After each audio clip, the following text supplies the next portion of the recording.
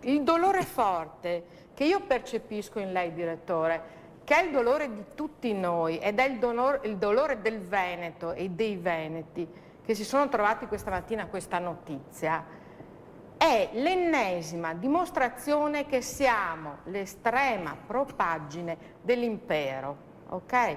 La parte estrema ignorata, no, maltrattata, sì, derubata, ancora peggio. Allora, quanto ne stiamo parlando? Da quanto tempo ne stiamo parlando?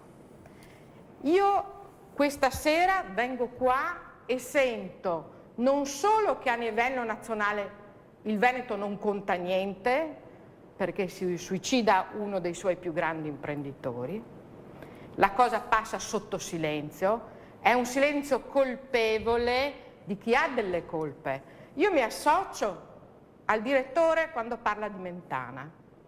Noi per vedere il nostro Veneto nelle TV nazionali dobbiamo soltanto dire cretinate, scemenze, allora trovi il giornalista di turno che ti riprende, perché riprende Rete Veneta, ma se hai cose intelligenti da dire, il Veneto non deve essere reso visibile e quindi non deve essere reso visibile nel suo dolore. Non deve essere reso visibile in questa situazione.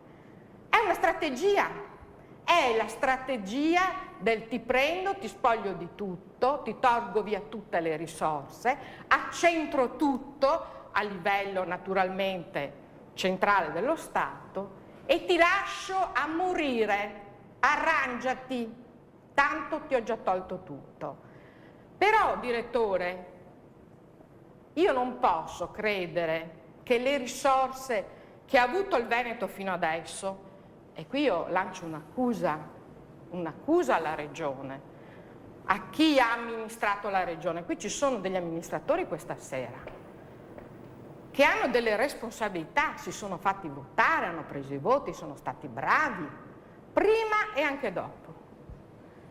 L'unica cosa che si poteva fare per gli imprenditori è lo sportello antisuicidi. L'unica cosa che può fare il Veneto è andare tendendo la mano, dateci una mano. O il Veneto, che ha una potenza economica, certo adesso drammaticamente mazzata, poteva reagire effettivamente. No, perché abbiamo una classe politica succube di grandi altri interessi. In Veneto fino adesso questo è successo. Noi di Indipendenza Veneta l'abbiamo sempre denunciato. Abbiamo il nostro progetto, puoi essere d'accordo o no con l'indipendenza, ma l'urlo di dolore è stato fatto nostro da sempre.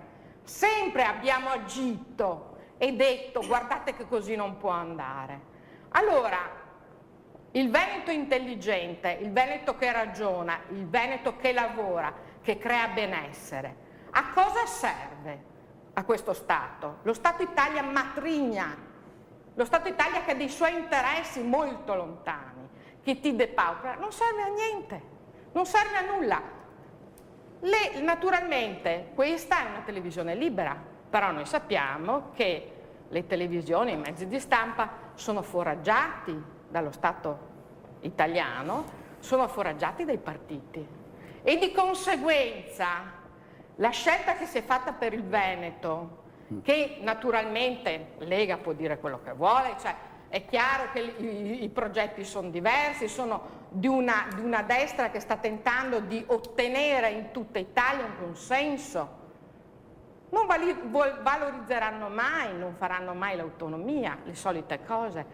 Allora dobbiamo ancora una volta essere qui a sentirci dire che faranno delle commissioni per studiare il problema, perché un domani, al prossimo suicidio, ci sia di nuovo un grande cordoglio e il nulla di fatto.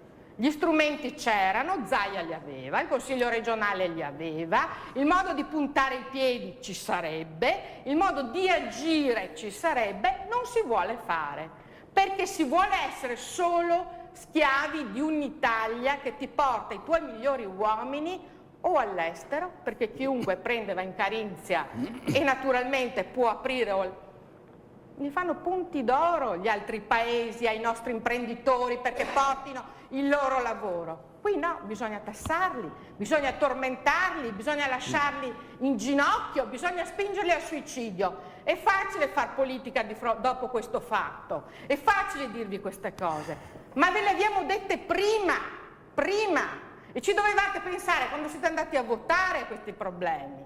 E dovete assolutamente, caro popolo veneto, agire su chi avete appena eletto, fare una pressione sociale, perché dopo non c'è più nulla. In questo Stato non c'è futuro per il Veneto e Maschio lo dimostra.